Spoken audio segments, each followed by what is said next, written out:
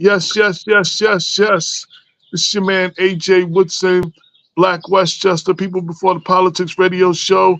I got a special exclusive with my man Jordan Runcie-Hubbard. Did I say that right? You said that right. Yes, yes, yes. He was with us. He was with us back on Sunday, January 21st, 2018. Mount Vernon Dang, that's a native. He's going to appear in Power Book 2 Ghost this Friday. We had an opportunity to catch up with him, talk about appearing on the crime drama thriller television series produced by Courtney A. Kemp in collaboration with Curtis 50 Cent. Um, and catch up with everything he's done since the last time we saw him. So what's up, my brother? I'm good, man. Thanks for having me back on the show. It's been a long time. Yeah, yeah, yeah. 2018. That's we were still Yeah. we were still in the studio because after COVID, we had to start doing this format, and the studio closed. So yeah. So I miss them days where I could like look you across the table, like you know what I'm saying. I Nah, miss them. the studio's cool. Yeah, The yeah, yeah, studio's yeah. cool. So jump right into it. You're about to be on Power Book 2 Ghosts this Friday, July 5th.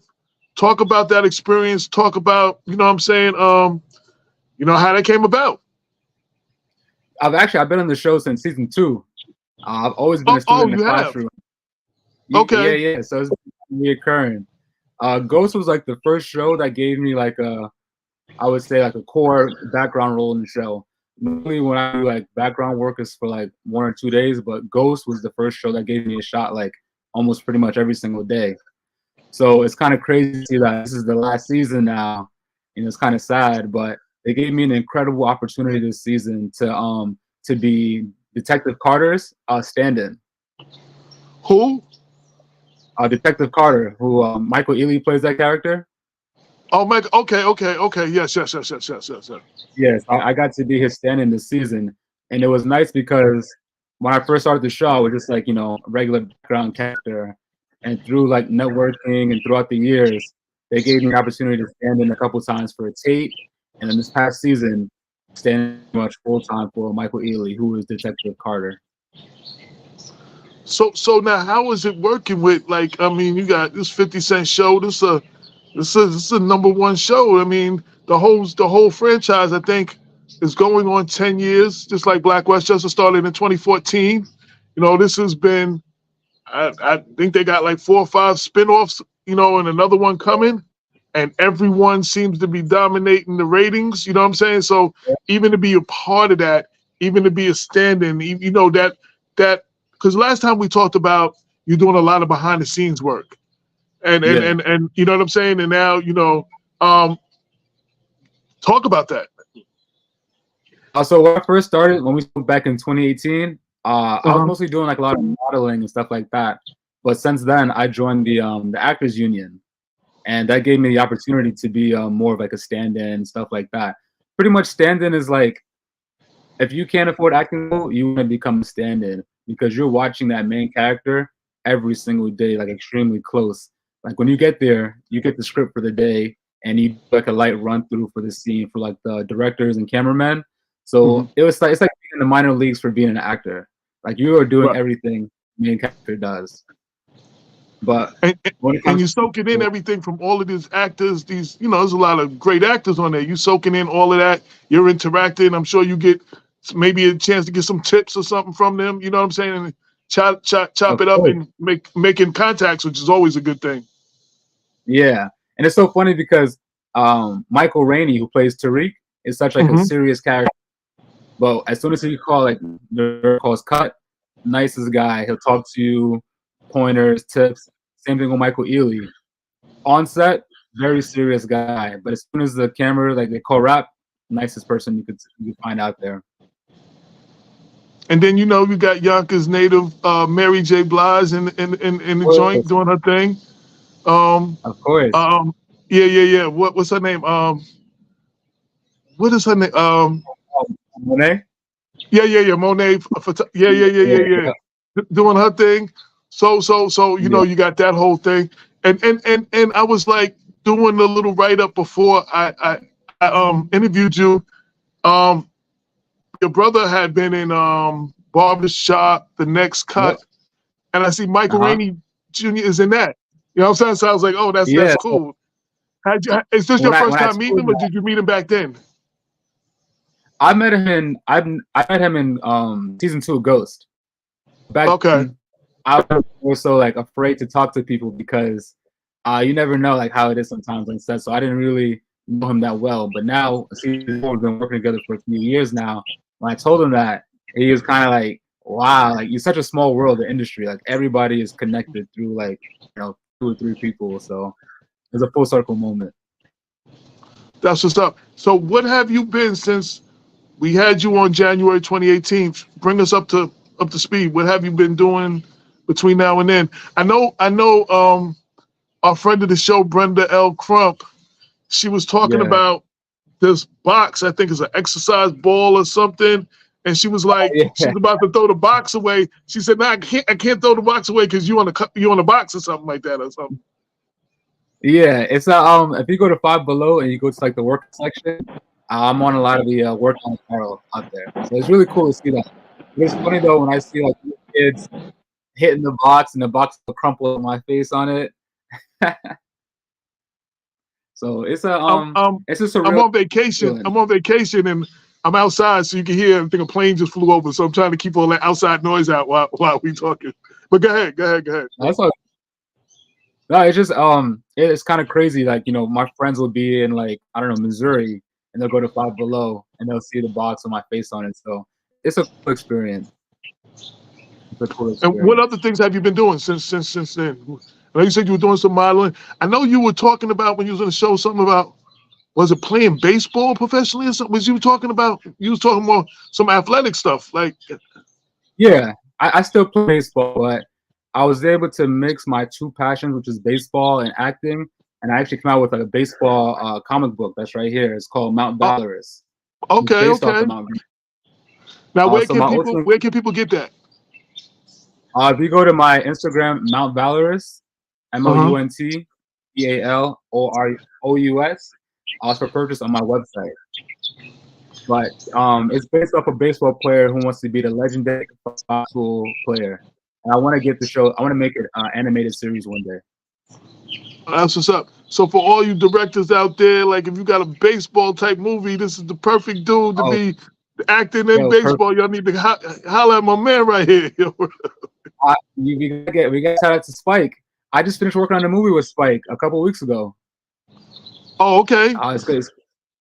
Yeah. So normally when you get like a stand-in job, they kind of just like tell you what to show up. But my casting director hit me up and he says you have to go interview for this job. So I kind of had a feeling like it was something serious. So when I show up on set, I hear these 2 very familiar voices, and I'm thinking to myself, I know that's not what I think it is. They call me over. It's Spike and Denzel Washington, Oh, and wow. I've never really been starstruck in my life. I was starstruck. I was starstruck. And Denzel, another Mount Vernon alum, you know what I'm saying? Proud Mount Vernon alum. So that's what's up. Did you get to build with him a little bit or talk to him? Let him know you was from Mount Vernon? Like, did you? Yeah, I spoke. I chopped it up with him. He's an amazing guy, and talk about the best and like the best to ever do it. That guy's on another level of acting. Like I Yep. work with a lot, and like no disrespect to those people, but Denzel is like Denzel. He definitely represents black excellence. Like that word we throw around a lot these days, but Yeah, Denzel is definitely black excellence. And he lives up, he lives that role. Like I know we want our actors to be, activists and we want them to be that, but they're people, but he takes that responsibility. He doesn't take that responsibility lightly. You know what I'm saying? And he always, you know, holds himself with the utmost, whatever. You know what I'm saying? No matter where he is. And he's a funny dude too. I've never met him no, personally, he but was every time very funny. I saw some behind the scenes stuff, he's a funny dude. Like, word up. Yeah, he kind of like jokingly like kind of squared up with me, like he wanted to slap box at one point. Oh, But he's word. he's that kind of guy, like very personable, approachable, all of that.